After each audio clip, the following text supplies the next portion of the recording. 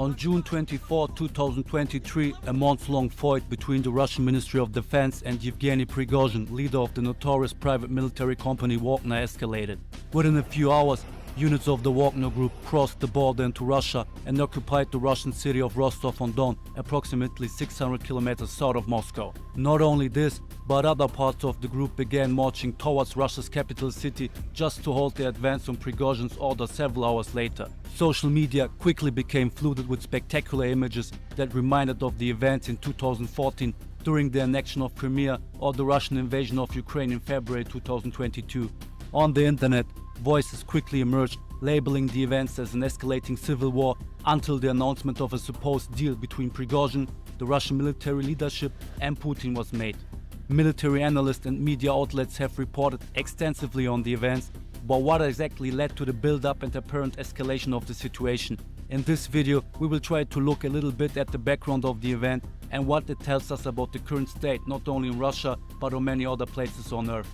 The so-called Wagner uprising is the result of an internal power struggle between Wagner and the Russian Ministry of Defense. This became evident to the public for the first time during the Battle of Bakhmut.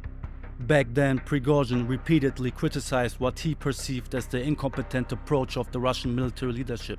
He lamented the lack of ammunition supplied for his fighters. According to him, this heavily C-blocked their progress in the fiercely contested city. In his view, the Russian military leadership was being way too soft and needlessly wasted the lives of his fighters and also Russian soldiers. This led him to verbally confront the Russian Defense Minister Shoigu in multiple videos. Shoigu! Gerasimov! Of course, Prigozhin is familiar with the inner workings of the Russian power apparatus and the leadership styles inherent with it. One of these could be best described as management by Darwin, pitting employees against each other, promoting the winner and eliminating the loser. Prigozhin may have realized that the increasing power and legitimization of his private army through military success eventually would become a problem for the Russian military leadership, and that Putin himself might see him as a future threat to his own power position.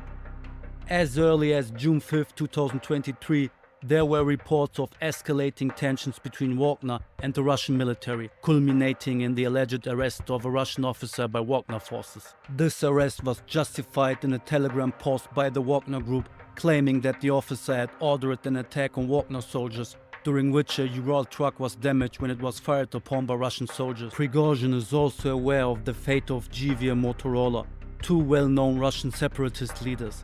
Both men were leaders of quite successful paramilitary units that both fought in eastern Ukraine from 2014 onwards. They enjoyed quite a popularity among the pro-Russian side, and both of these guys were assassinated under circumstances that remain unresolved to this day. One of the biggest advantages for those who employ private military services is also one of the greatest disadvantages for the service provider himself, namely being replaceable. Prigozhin saw this manifested when demands arose from the Ministry of Defense to regularize his Wagner group and place it under the Russian military leadership on a contractual basis. Prigozhin responded to the demands and simply said that he won't follow Shoigu's orders. These tensions reportedly escalated in a rocket attack by the Russian military on Wagner camps, resulting in high losses. At this point, it became clear to Prigozhin that he was being sidelined, and he publicly turned against the Russian Ministry of Defense in a speech that was to be regarded as an act of open rebellion. Совет командиров ЧВК «Вагнер» принял решение. Зло, которое несет военное руководство страны, должно быть остановлено. Они пренебрегают жизнями солдат. Они забыли слово «справедливость», и мы вернем ее. Поэтому те, кто уничтожили сегодня наших парней, те, кто уничтожили десятки, многие десятки тысяч жизней русских солдат, будут наказаны. Я прошу никому не оказывать сопротивления. Все, кто будут пытаться оказать это сопротивление, мы будем считать, что это угроза, и уничтожать немедленно, включая любые блокпосты, вставшие на нашем пути, любую авиацию, которую увидим над своими головами.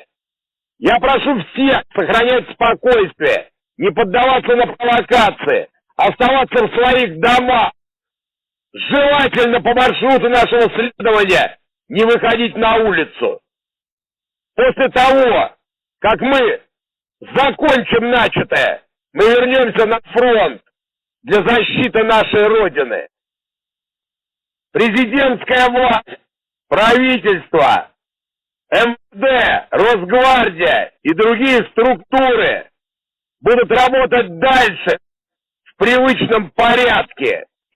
Мы разберемся с теми, кто уничтожает русских солдат, и вернемся на фронт.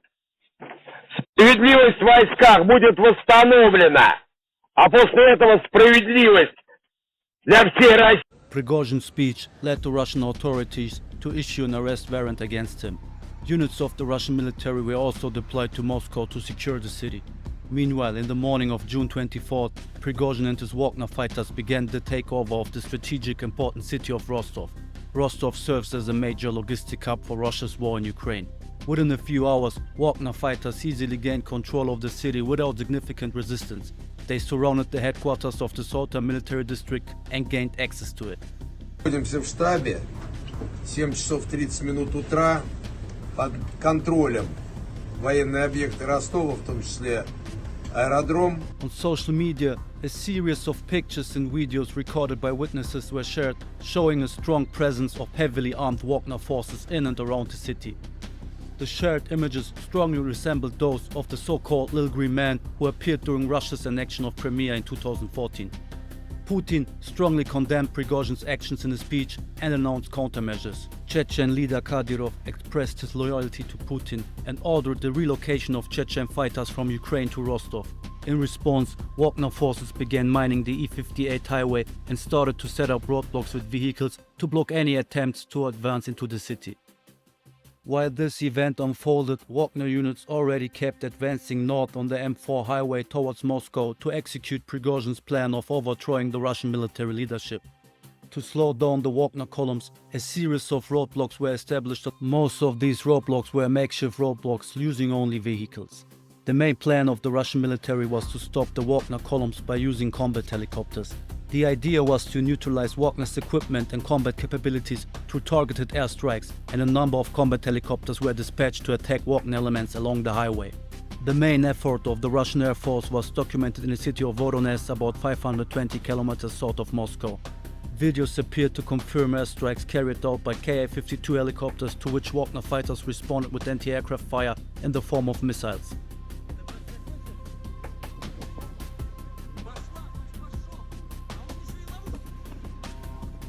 Interestingly, Prigozhin's fighters were relatively well equipped with air defense capabilities in all their formations.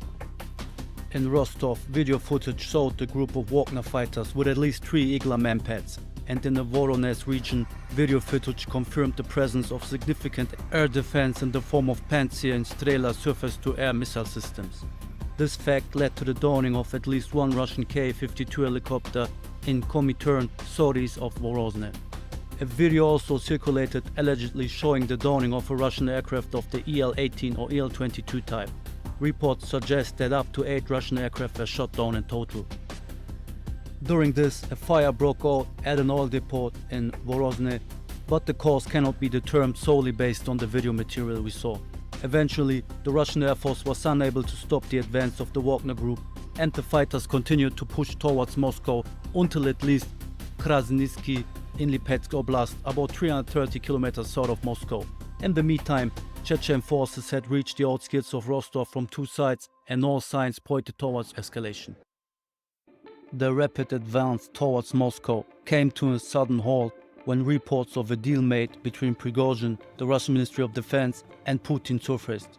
This deal allegedly was mediated by Belarusian leader Lukashenko.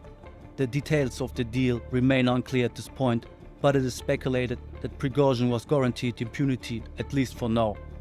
He ordered his men to stop the advance, leave Rostov, and to return to their barracks. Video footage showed Wagner vehicles leaving Rostov in the night of June 24th, while Chechen fighters moved into it.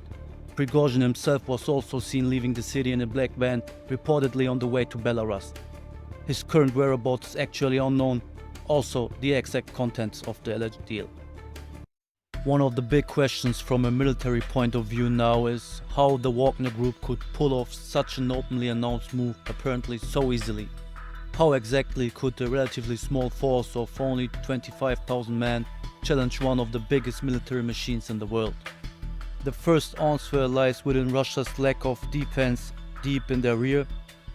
Most of the defenses are located in depth on the front line on Ukraine, and even there they are mostly concentrated around a number of strong points aiming at foiling Ukraine's breakthrough attempts. Russia and its borders are mostly not that heavily fortified, allowing infiltrators to easily slip through. The incidents in the Belgorod region already showed this. Back then, a number of militias were able to advance several kilometers into Russia with nearly no problems. Also, there is a significant lack of training and willingness to fight within Russia's reserve forces. Wagner has shown that they are able to effectively coordinate their own logistics. They utilized one of the ground foundations of Russian military doctrine employed since the times of the Soviet Union, namely tempo. They moved their heavier equipment via trucks on larger distance and only unloaded them when they had to. Also, they were effectively able to provide sufficient air cover for their advance that rendered the Russian air assets mostly useless. From the current knowledge as I am recording this, everything suggests a simple power play on Prigozhin's part as he felt cornered. By publicly calling for rebellion, he followed the simple rule that states, "Don't build a fortress for your protection, isolation is dangerous." Through his public call and the swift offensive towards Moscow, he actively tried to maneuver himself out of his now increasingly marginalized role. I don't believe his actions were a direct coup attempt against Putin, but rather at least a photo of Ala Crimea 2014 aimed at showcasing what he perceived as the incompetence of the Russian military leadership. His forces probably would have reached Moscow a few hours later, given the pace they demonstrated, but it seems that the support from military groups sympathetic to his cause was still insufficient enough to achieve significant military success in the long term. However, prolonging the current status quo could have generated significant momentum for Ukraine, and the escalation potential of this, however, is uncertain. If Prigozhin really is about to receive impunity, this would clearly demonstrate a condition that is increasingly evident globally in various aspects, namely anarcho-tyranny. This term roughly translates to a stage of governmental dysfunction in which the state is anarchically hopeless at coping with larger matters, but ruthlessly tyrannical in the enforcement of small ones. While not as severe as in this case, there are also paths in Western societies currently leading down that way, not to mention the conduct and rule enforcement of big tech companies, who will definitely bring our societies to those stages, if not properly regulated through appropriate laws. Peer-to-peer conflicts are one thing, but what is clear is that the trend of private actors increasingly openly challenging state authorities will continue. They are at least on par with government actors, if already not surpassing them, in know-how and through financial means. The war in Ukraine since 2014 has shown that the most successful actors had their backgrounds in private militaries and paramilitary formations. The famous Ukrainian Kraken Group or the 3rd Separate Assault Brigade all originated from widely privately funded volunteer militias that were incorporated into the armed forces structure. I don't want to delve too much into it now, since this video is already quite long, but I think this will be a trend that will definitely continue.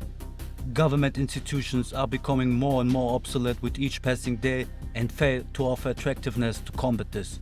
Simple regulation through restrictive laws will not counter this without creating new tensions on other fronts. I say this now not judgmentally, but simply from an observing point of view. This event was definitely an interesting turn in the Ukraine war and could have more far-reaching consequences than anticipated so far. I honestly don't know what to think of it, but in my opinion, Putin will not let Prigozhin go that easily, because, as said, if he did, it would be the ultimate proof for the anarcho-tyrannical state Russia currently is in. That's it for the video. I hope I could provide the average viewer with an objective and reasonable picture of the current situation. I apologize for any grammatical errors or weird accent. I am not a native speaker, but I hope you could still follow along, and I would really appreciate any likes and comments. You would also do me a great service by simply sharing this video. Currently YouTube is massively reducing my impressions. Neither the quality of the content or the engagement seems to matter. It seems that these reports are simply not meant to be seen on my channel, but on other ones. By sharing, we can generate external impressions and maybe fight against this unfair behavior. Also make sure to subscribe to this channel, hit the bell and turn on all notifications. This way you won't miss any more videos and it will motivate me to create more of these longer videos. You can also support me by buying me a simple coffee. That's my fuel that keeps me going through all the nights. The link is in the description. Thank you very much for watching. Till the next time.